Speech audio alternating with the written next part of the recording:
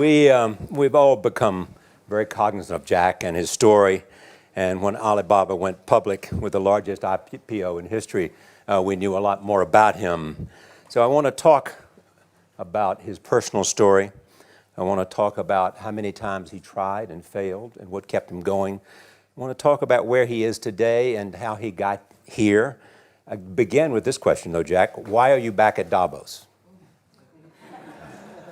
It's a long break for 7 years. I think my last trip here was year 2008. But I was coming for year 2001 for the Young Global Leader for Tomorrow. And remember, I never heard about the Davos when I came. But when I came, in the Switzerland, so many young people demonstrate. It was such a horrible thing that I asked them, why did they do it? They say, anti-globalization. And I say, why? Globalization is a great thing. Why people don't like it? And then we come all the way for 2 hours here. There's a machine gun. There's people checking. I say, oh God, is that a forum or is it a prison we're going to go? Is that? But when I joined the forum at the Young Global Leader, I was thrilled by so many ideas. For the first 3-4 years, I learned what does the globalization mean? What does the corporate citizenship mean? What about social responsibility mean? All these new ideas, and I see so many great leaders talking about leadership, and I benefit a lot. And the year 2008 and 2009, when the financial crisis came, I think it's better go back to work, because we can never win the world by talking. So go back, spend 7 years. Now I come back, I think it's time to do something return, because I learned so much. Let's talk 12 about years that. ago. So why I should not talking to the young global leader of today, sharing with them how we've gone through. Okay. So that was the thing. Let's start with where you are today. Just how big is Alibaba? How many people come every day? How many people come in a week? How fast is it growing? Yeah, we have over 100 million buyers visiting our site, shopping our site every day. And we created 100 million every day. We created 14 million jobs for China, directly and indirectly. And we grow from 18 people to 30,000 people, 18 people in my apartment, to now we have 4 big campus. Compared to 15 years ago, we were big. But compared to 15 years later, we're still a baby. How big will you be 15 years from now? I think 15 years ago, I told my team that 15 years, in the past 15 years, we grow from nothing to this size. And 15 years later, I want people to know about Alibaba, know Taobao, because it's already everywhere. I want 15 years ago when we talk about what is e-commerce, why small business can using this e-commerce, this internet, can do business across the nation. And I hope 15 years later, people forget about e-commerce because they think it's like electricity. Nobody thinks it's a high tech today. Now, this is something that I don't want 15 years later. We still walk on the street talking about why and how e-commerce can help people. You tried to get into 3 colleges. Mm-hmm. Each time they rejected you. No, I tried. There's an examination that young people, if you want to go to university, you have to take the examinations. So I failed 3 times. Right. But a lot of fail. I failed for funny things that I failed a key primary school test for 2 times. And I failed 3 times for the middle schools. And you will never believe in Hangzhou, my city, there's only 1 middle school that lasts only 1 year.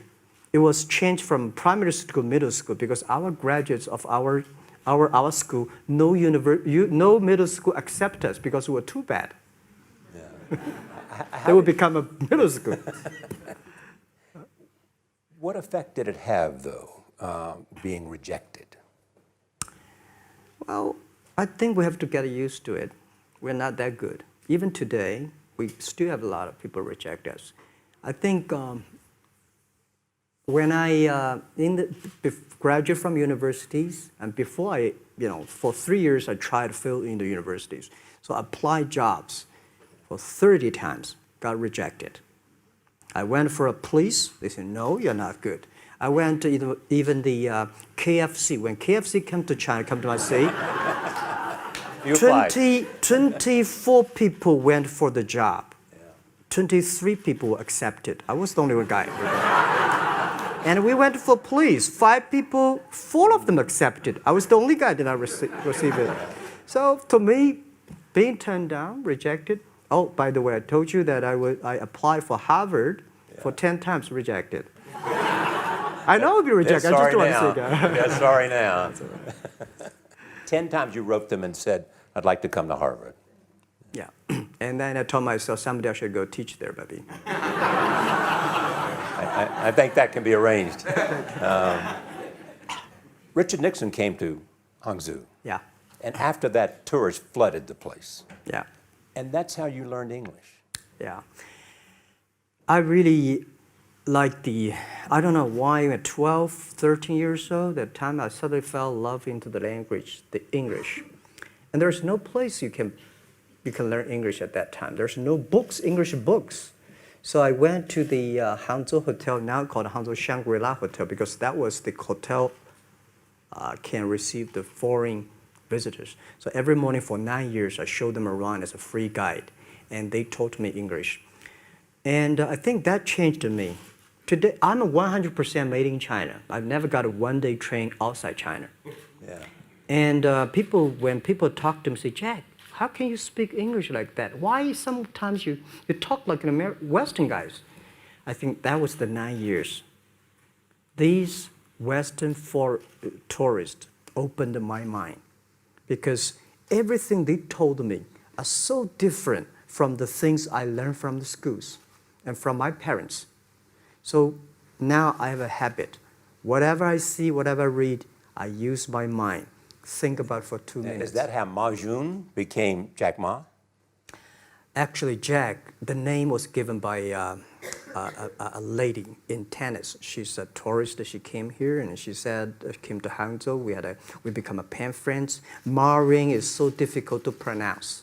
So she said, do you have an English name? I said, don't. So can you give me an English name? She said, okay. She said, my father called it Jack. My husband called Jack. What do you think about Jack? I said, good.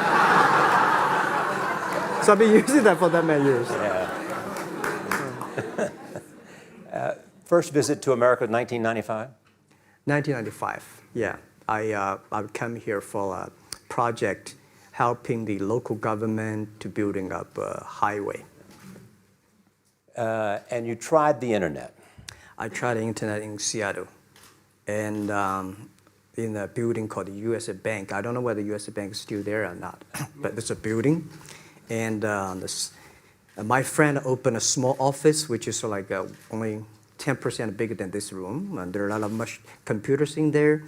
And he said, Jack, this is internet.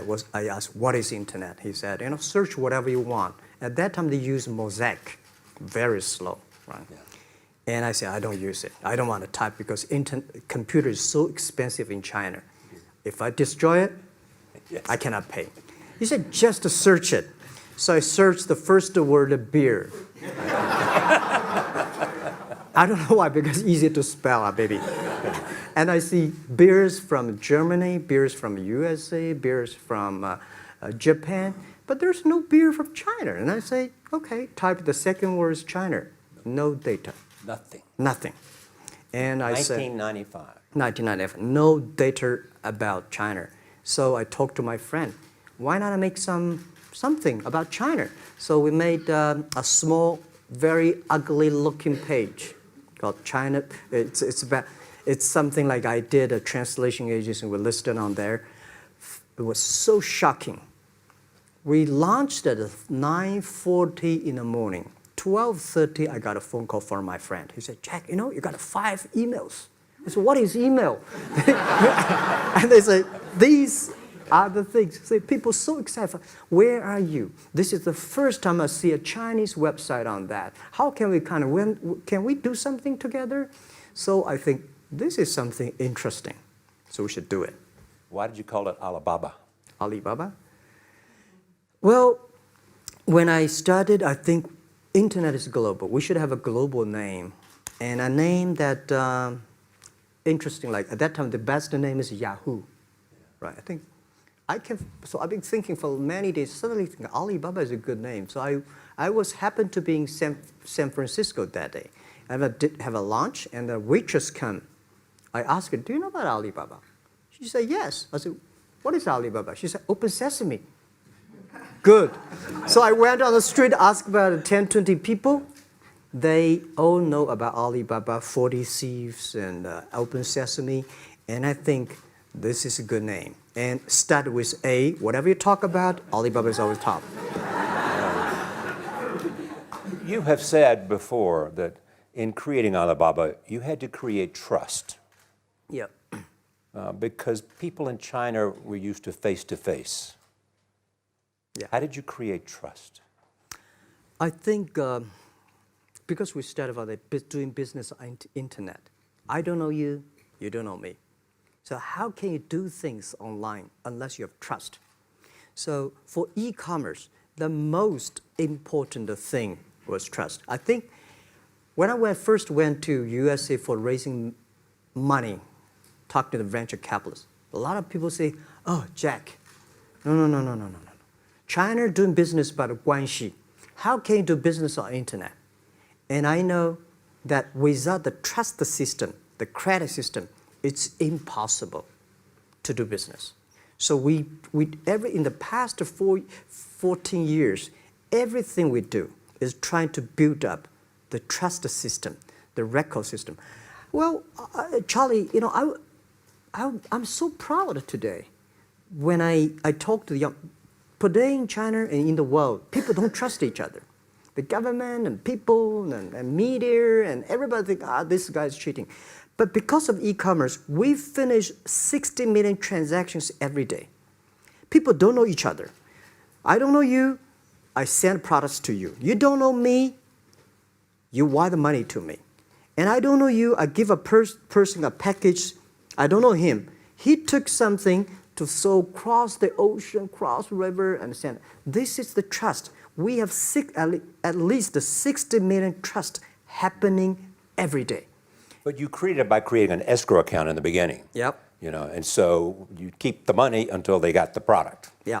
And then you release the money. That's true. I mean, the escrow service is about Alipay. When I this idea, I would love Davos, because it was a big decision. Because for first 3 years, Alibaba is just like e-marketplaces for information. What you have, what I have, we talk a lot of time, but don't do any business. Because there is no payment. I talk to the banks, no banks want to do it. Banks say, no, this thing never work. So I don't know what to do. Because if I start to launch a payment system, it's against the financial legal laws. Because you have to have a license. But if I don't do it, e-commerce will go nowhere. So then I went to Davos. I listened to a leadership discussion. Leadership is about responsibility.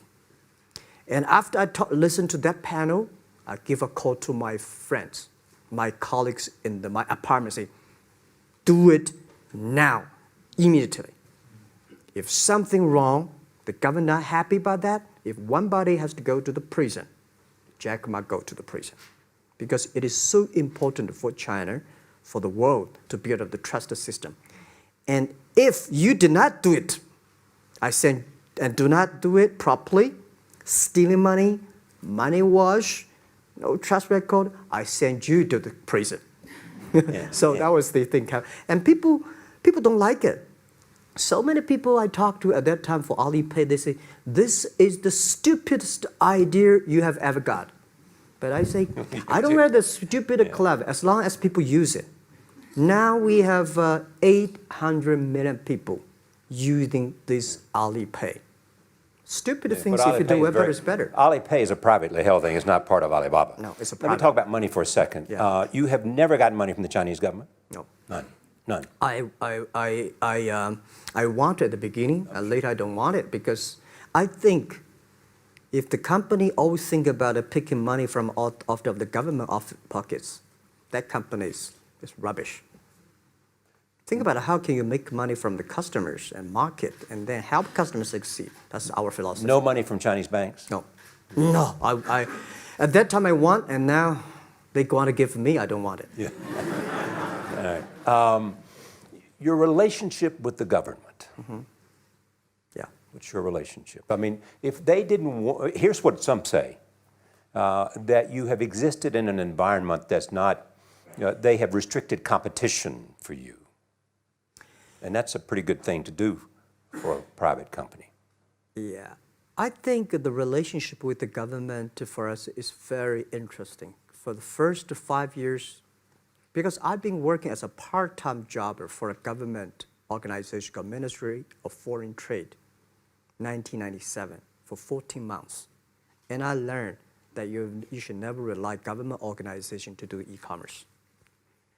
And I started a business. I told my people and team, in love with the government, don't marry them. Yes. Respect them. And a lot of people say, well, government officers talking about internet, the censorship and this, that, and they worry about. I think it's the opportunity, it's a responsibility talking to them. Tell them how internet can help. So you tell them we create jobs. Oh yeah, I think a lot of people debate and fight against them. And in the first 12 years, anybody come to my office, I sit down, talking to them, how we can help economy, how we can create jobs, why China will improve by the internet. I think because internet at that time is new to any government. And if you convince somebody, and you have the chance. So today I'm very talkative. That probably, this is why I talk to so many people. You were also seen in Hollywood. Yeah. What are you doing in Hollywood? Well, I like the Hollywood innovation and the digital background. I learned so much about the Hollywood movies, especially the Forrest Gump. You love Forrest Gump. I love Forrest Gump. Well, why do you like him? Simple. Never give up. Never give up. People thinking he's dumb, but he knows what he's doing. And I was very depressed the day, year 2002 or 3 in the States, when a bit earlier than that. I was very depressed when I could not find out a way for the internet. And then I watched the movie in my friend's home, Forrest Gump. When I see him, I think, this is the guy we should learn from. Believe what you're doing, love it, whether people like it, don't like it, be simple. And like the word, life is like a box of chocolate. You never know what you can get, right? I never know I would be here talking to you and talking to Charlie Rose. I never know. But today I made it. I told my people in my apartment 15 years ago, guys, we have to work hard, not for ourselves. If we can be successful, 80% of the young people in China can be successful. We don't have a rich father, powerful uncle. We don't have $1 from bank, 1 cent from government. Just work as a team. So what do you worry about? I worry about it today. Young people, a lot of young people lose hope, lose vision, and start to complain. Because we also have the same period. Because when it's not a good feeling being rejected by so many people. We also depressed, but at least later we find that the world has a lot of opportunity. How you see the world, how you catch the opportunity. So, in the Hollywood gives me a lot of inspiration. You know? But you were out there for business. You were out there because you want to make movies and sell them. I want to make the movie for business-wise. We are e-commerce company. We have a lot of products that need logistic. But movie, TV, these are things you don't need logistic system. And movie probably is the best product that can help Chinese young people to understand. Because one thing I told the Chinese people, my friends, in American movie, all the heroes at the beginning, they look like a bad guy. Terrible things coming, they become a hero. And finally, they all survived. China, if you buy a hero, all the hero died. So, because only dead people become the hero. So nobody want to be the hero. So you want to change the Chinese definition of hero? Yeah, I want to say hero. Today we have so many heroes live in this world. China today, are you worried the economy slowed down? No, I don't worry about it. I think China is it's slowing down is much better than keep on 9%. China today is the second largest economy in the world. It's impossible to keep 9% of the growth. If China still keeps the 9% of the growth of the economy, there must be something wrong. You will never see the blue sky. And you will never see the quality. China should pay attention to the quality of the economy. China should not. So if we have a lot of influence, like Hollywood movies, things, and we have sports and these things in the GDP, will be much better. So I think, just like a human growth, this body can never grow.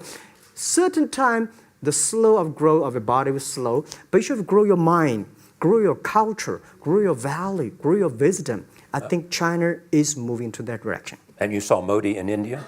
Pardon? Did you see Modi in India? Not yet. I'm looking forward to that. So you'll go to India. Yeah. Finally, there's this. You're one of the world's richest people. Your company is one of the world's richest companies. What do you want beyond Alibaba?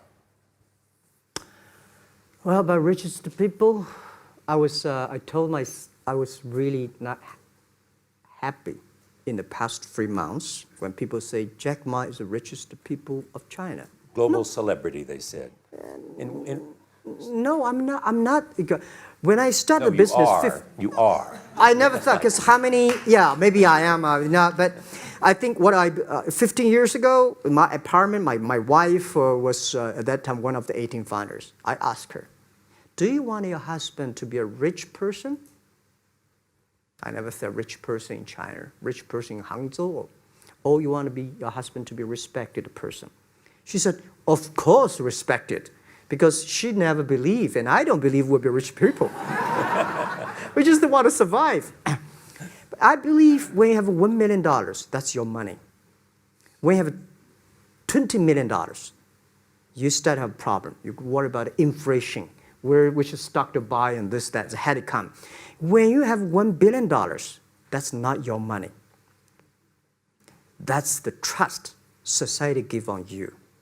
They believe you can manage the money, use the money better than the government and the others. So I think today, I have the resources, do more things. With the money we have, with the influence we have, we should spend more time on the young people. And I would say, someday I'll go back to teach, go back to school, spend time with the young people, and sharing with them what I've done. So the money is not mine. I just happily and having these resources, then I want to do a better job. Just tell them your story. Yeah, tell them the story and tell them that if Jack, I don't think in this world there are a lot of people be rejected more than 30 times. If we, the only thing we never give up, the only thing we're like a Forrest Gump, we keep on fight. We keep on change ourselves. We don't complain. Whether you were successful or not successful, I find that people, when they finish the job, if they make the mistake, if they fail, if they always complain the others, this guy will never come back. If the guy only check himself, something wrong with me here, something wrong with me there, this guy has a hope. Jack, on behalf of everybody in this audience and a television audience around the world, thank you for taking your time to be with us. Thank you.